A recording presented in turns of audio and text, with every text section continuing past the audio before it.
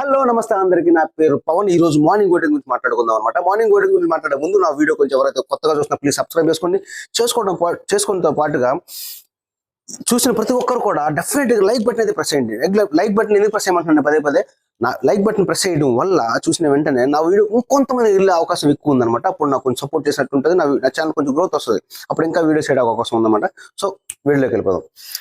So voting గురించి మాట్లాడుకుంటే కనుక ఫస్ట్ పిఆర్ టీం గురించి మాట్లాడదాం. పిఆర్ టీం గురించి మీకు తెలిసే ఉంటుంది. యాక్చువల్గా పిఆర్ టీం అంటే ప్రమోషన్ బయట చేస్తుంటారు కదా. సో వాళ్ళు కన్నడలో అయితే కనుక విపచ్చంగా జరుగుతుంది నిఖిల్కి. సో ఇప్పుడు పిఆర్ టీం గురించి ఎందుకు మాట్లాడుతున్నానంటే ప్రజెంట్ అయితే కనుక ఇప్పుడు చూసిన నిఖిల్ అని చెప్తున్నాను కదా ఈ వీక్ మొత్తం. సో నిఖిల్ అని ఎందుకు చెప్తున్న ప్రస్తుతం నిఖిల్ ఫస్ట్ టాప్ రేంజ్ ఎందుకుంటున్నారు. రిమైనింగ్ ఛానల్స్ లో చాలా వరకు నిఖిల్ పేరు చెప్పట్లేదు, నబీల్ టాప్ లో ఉన్నాడని చెప్తున్నారు. సో నువ్వు ఎందుకు అలా చెప్తున్నావు అని ఉంటే కనుక దానికి ఎక్స్ప్లెనేషన్ ఇప్పుడు ఇవ్వడానికి నేను ముందుకు వచ్చాను అనమాట. సో పిఆర్ టీం అనేది చాలా గట్టిగా జరుగుతుంది కన్నడలో. నిఖిల్ అనే అతను కన్నడ స్టార్ కాబట్టి కన్నడ తెలుగులో కూడా చేస్తున్నాడు. రెండు తెలుగు రాష్ట్రాల్లో కూడా సీరియల్ ఫ్యాన్స్ అయితే ఉంటారు. దాంతో పాటు కన్నడలో కూడా చేస్తున్నాడు. కన్నడ యాక్టర్ కాబట్టి అక్కడ పిఆర్ టీం అనేది సోషల్ మీడియాలో భయంకరంగా వర్క్ చేస్తుంది అనమాట.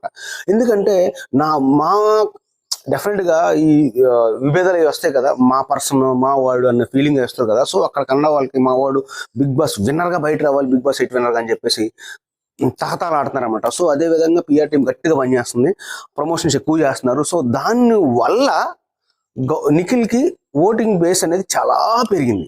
సో దానివల్ల ఎప్పుడు కూడా టాప్ లో ఉంటున్నాడు నిఖిల్. సో అందువల్ల చెప్పడం జరిగింది అనమాట.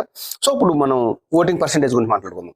నిఖిల్ 42%, యాక్చువల్గా 46% నుంచి 42, అంటే అప్ అండ్ డౌన్ జరుగుతూ ఉంటాయి కాబట్టి. సో 42% స్టెబిలిటీగా అప్పుడైతే ప్రజెంట్ అయితే ఉన్నాడు.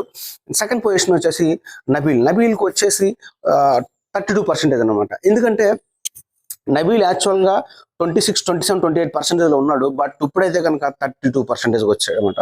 సో కొంచెం పెరిగిందని చెప్పుకోవచ్చు. ఎందుకంటే గౌతమ్ ఓటింగ్స్ అనేవి పెరగడం జరిగింది అనమాట నబీల్కి. సో ఎందుకంటే ఇప్పుడు రిమైనింగ్ మొత్తం ముగ్గురు కూడా లాస్ట్ 3 స్టేజ్లో ఉన్నారు. 7, 8, 9 ఆ స్టేజ్లో ఉన్నారనమాట.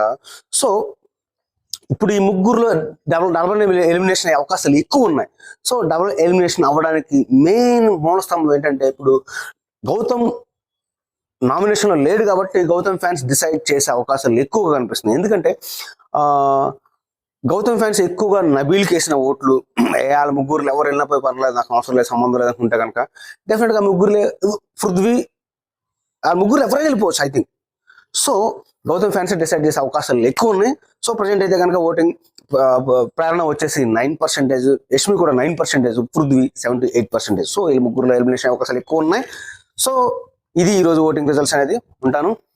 జై హింద్.